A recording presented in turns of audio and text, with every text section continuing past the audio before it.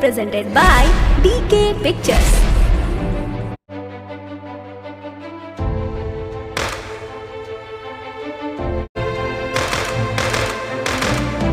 दीपक सिंह छपरहिया। जीवन भर लदे देलू मित हो दिया, दूसरे के नामे रच लो मित हो में हदिया।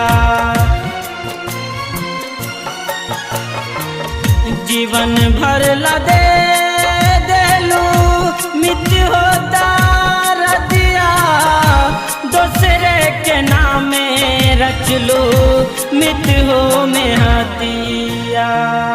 बहुत कैनियत बार अब ना करम,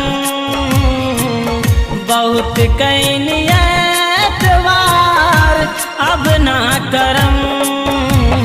जा बेवफा जा तो से प्यार ना करम, जा बेवफा जा तो से प्यार ना करम।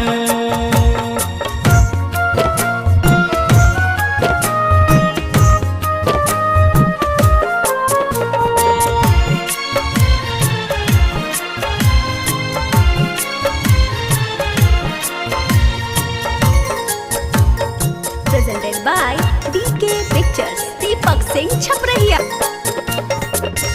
बढ़ेला बेचैनी मन रोज हमर तड़पे, आवेला याद आंसू आँखिया से बरसे।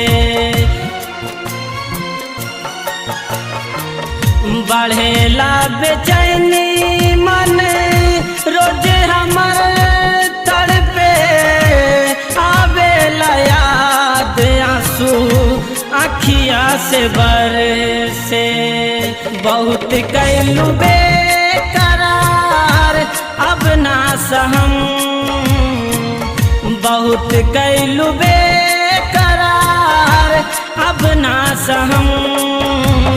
जा बेवफा जा तुमसे प्यार ना करम, जा बेवफा जा तुमसे प्यार ना करम।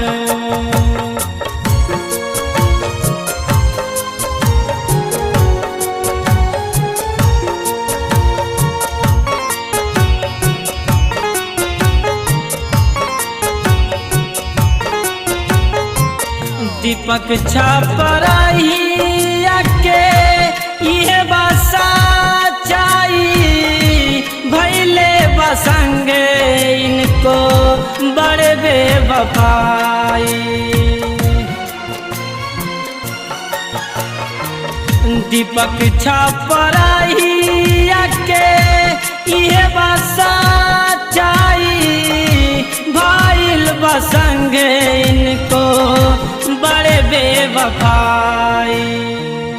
नौलेस चंदन कहे दर्द दिल ना सहम, नौलेस चंदन कहे दर्द दिल ना सहम।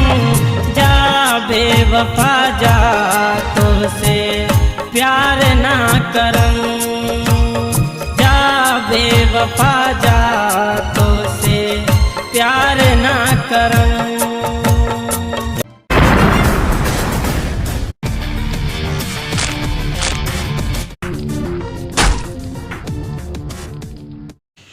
ये तो टेलर था, पूरी फिल्म अभी बाकी है। यार दोस्तों, मेरा नाम है दीपक सिंह छपरहिया और आप देख रहे थे डीके पिक्चर्स की ज़बरदस्त प्रस्तुति। तो दोस्तों, अगर ये सॉन्ग अच्छा लगा हो तो please like comment share subscribe जरूर कीजिएगा, ताकि मैं एक से एक अच्छा गीत लिखूं और सिंगरों से गवा कर आप सबके बीच लाऊं। जय माता दी मित्र।